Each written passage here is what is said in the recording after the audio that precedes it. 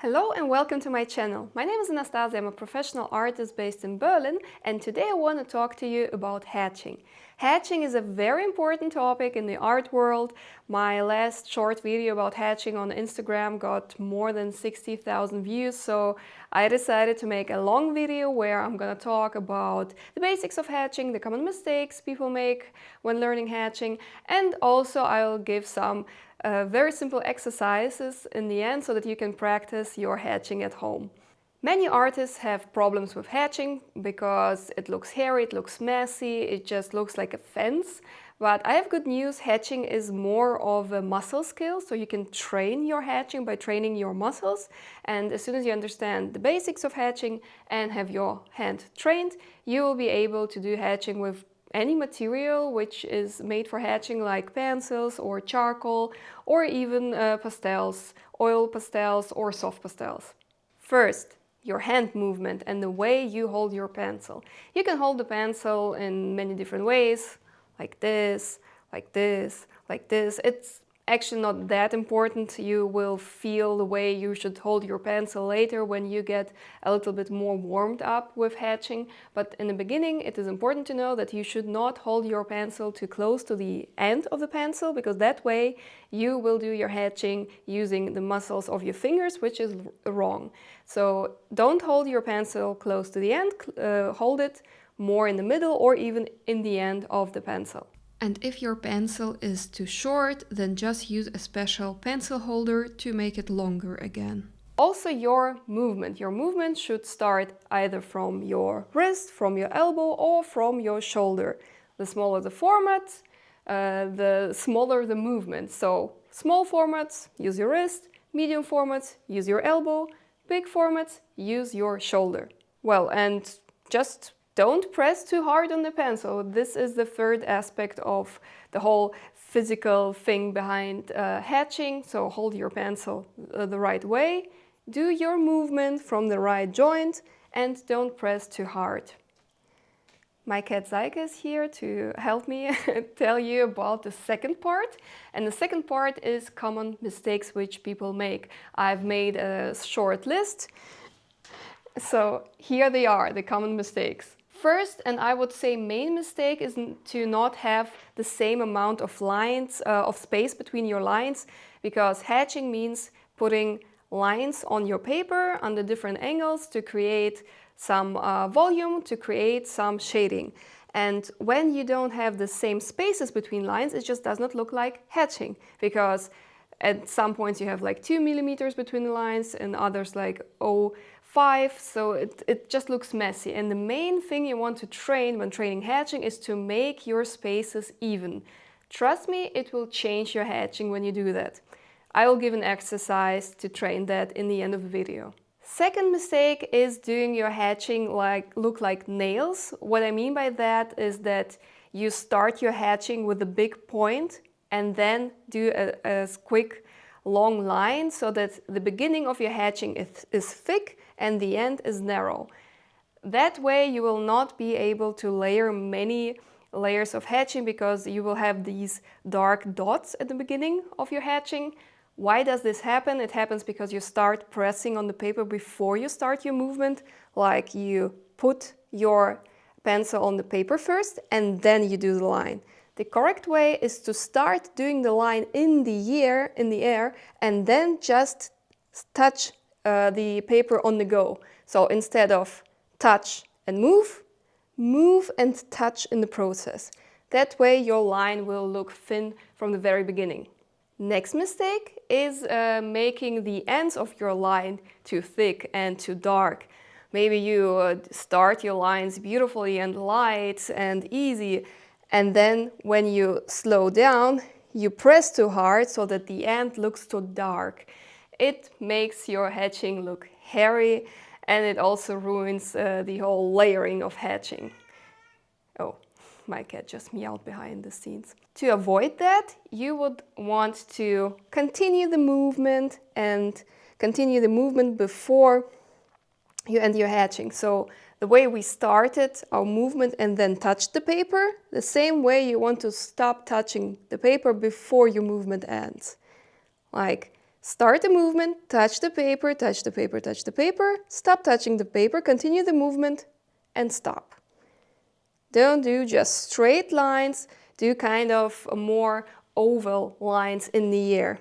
This is an absolutely easy thing to do. It is purely muscle memory and anyone can train that, and you can do too. Oh, and here's another mistake. Cross-hatching at 90 degrees. What I mean by that is that you do your first layer of hatching from top to bottom, like this.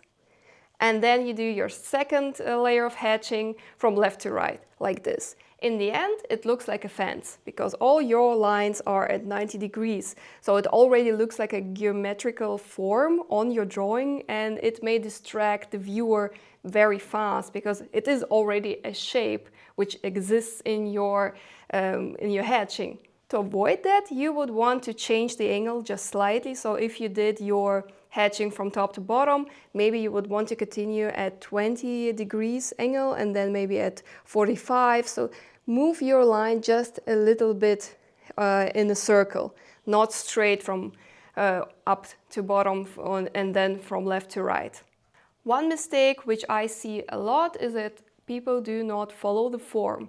What I mean by that is that every object has a form and you have to support this form with your hatching because you know the paper is flat and you have to create an optical illusion with your drawing, and when you follow the form, you create this illusion. Of course, the question is, how do you exactly follow the form?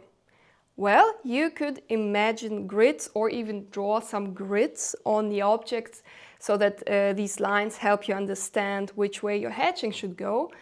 Or you can just imagine the way a raindrop is falling down from an object. For example, if you picture an apple in your mind and then you picture that there are some raindrops falling on this apple, you will definitely imagine how this raindrop is not just falling down from top to bottom, but maybe going in some curved line and then some curved line again, because you've actually seen all the objects in all the possible variations. You know this, your brain knows that, you just have to remember it. And if it's still complicated, just train drawing some lines, some grids. The last two mistakes are doing way too short lines, because short lines, way too short lines look like a fence. Also doing way too long lines, because when you do the long lines, you will probably not get the right pressure. So the beginning of the line may look thick and the end too thin, or vice versa. Of course, as you know, you do one line for hatching, then you lift your hand and you do another line. You lift your hand again and you do another line. But sometimes when we work fast or when we are lazy, we stop lifting our hand properly, and that's when we start connecting these lines. So instead of getting single lines divided by same spaces, we start drawing a fence. To avoid that, just train lifting your hand while hatching. This is pure muscle memory. I also have a little tip for you. Sometimes when you start layering your hatching, you may get carried away and then realize that some spaces got too dark. And how do you fix that? I mean, just starting to erase everything may end up in a big white spot in the middle of your drawing, and reconnecting all these layers of hatching is really, really hard. So instead, I have two options. You may use a kneadable eraser and just lift a little bit of the pencil from your paper or your other material, whatever you're using. Or you can take a simple, normal, regular eraser, cut a nice triangle out of it so that you have a really sharp edge, and then just do the hatching with your eraser. I know it sounds a little bit weird, but it looks really nice and it may save your dark spot. So these were the main hatching mistakes, and now let's talk about helpful exercises which you can start doing at home to train your muscles and to become better at hatching. Because knowing hatching is very, very important for an artist. It's one of the main things you learn as an artist, and as we say in Germany, da führt kein Weg vorbei, meaning there is no way around it. Just accept it and start training today to become a better artist tomorrow. And here are our exercises, very easy and very effective. First, let's get warm by drawing some shapes, some circles, some eights. Our goal here is to make them the same height and the same size. This will also help us keep the same spacing between the lines in the future. This is not as easy as it may seem. The second exercise is made to train the spacing between the lines and the direction of the lines in your hatching. Just draw some squares and fill them with hatching in different directions. Don't rotate your paper, only use your hand so that your muscles get used to hatching in different directions. It is also important to be able to connect the lines in the hatching without problems. So to train that, draw a spiral form using only hatching and try to make it as seamless as you can. Hatching is used to create values, so let's train that by doing some value stretches. In the first option, we only do hatching without cross-hatching by pressing a little bit harder at the ends of the stretch and also by filling the empty spaces or by using a darker, a softer pencil. In the second option, we use cross-hatching, and our goal here is to make the cross-hatching visible so that it is still recognizable as hatching and not as some kind of pencil mess. As I said before, hatching should support the form, so let's train that by drawing some simple objects and by adding the hatching which supports their form. Here I start with a simple cube and I do only straight lines. After that, to train drawing some curved lines, I draw a sphere, and I invite you to draw many spheres, as being able to hatch with curved lines is extremely important. For example, when you draw some portraits or animals or any organic forms. Don't wait till your cubes or your spheres look perfect. Start training with organic or complex forms right away. And if you feel that you need a little bit of help, then just add the grids, which should help you find the right direction for your hatching. And just repeat these very easy exercises regularly, and you will notice that very soon your hatching will become way better. Good luck!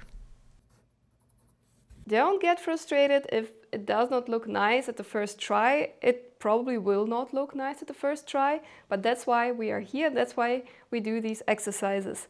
And trust me, it is very helpful to do these exercises. Even if you're a professional artist, I also sometimes start my day, my drawings with a nice warm-up, which I've already described to you, because it's just a way to grow.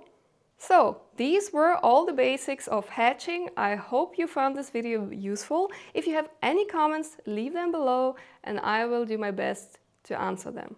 Follow along and see you in the next video. Bye!